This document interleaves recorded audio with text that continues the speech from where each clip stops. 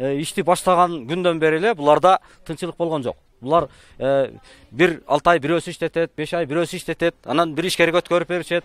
Кыскасы дайым тополоң. Акыркы мезгилдерде булардын мындай аракеттерин биз мыйзамдуу экендигин, мыйзамсыз экендигин сурап бир топ жерлерге элдин атынан кайрылган учурларыбыз да болгон да.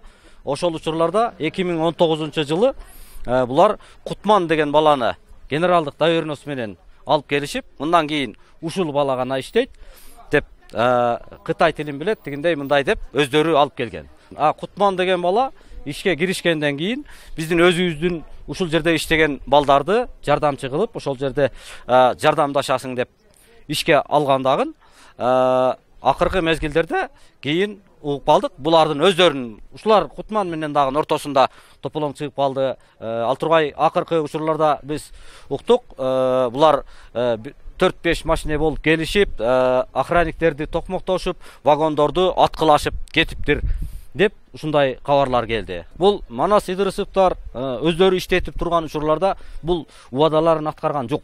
Ал эми булар болсо жок эле жерден пиар кылышып, өзүңүздөр көрдүңүздөр, мына Садыр Жапаровдун эл менен жолугушуп аткан учурунда булар өздөрү мафия боло туруп, кайдагы эле мафия бизди жабыркатып атат деп, өз жабырлануучунун ролуна кирип, адамдардын көзүнө жабырлануучу болуп көрүнүп, ушундай бир кара пиарларды жасоо жолу менен дагы башка иштерди кылып кетти. Ошонун негизинде биздин мына 3 бала азыркы учурда ККМБда суракта камалып жатышат. Алар деген Улуг Өмүрзаковдордун тааныбаган эле, тиешеси жок эле балдар. Аны Кутман ишке алган. Улуг Өмүрзаковдордун бул жерге келип иштеп аткан болсо, биз билет болчубуз. Улуг Өмүрзаков дегенди бул жерде көргөн эмеспиз, уккан эмеспиз. Ал жерден кайдан чыгарышты? Бул Идырысовдор ойлоп табышты, анысын биз анык билбейбиз. Бул жерде кожолуктардын талабы биринчи кезекте эл менен келип бетме-бет жолугуп кетишсин. Идырысовдор, Кайназар, Манастар келсин, бетме-бет ачык акыйкатты сүйлөсүн. Ал балдардын тиешеси жоктугун айтсын. Акыры алар дагы өлөт адам. Сурак берет. Бул пенденин сурагынан кутулса, Кудайдын сурагынан кутулбайт булар.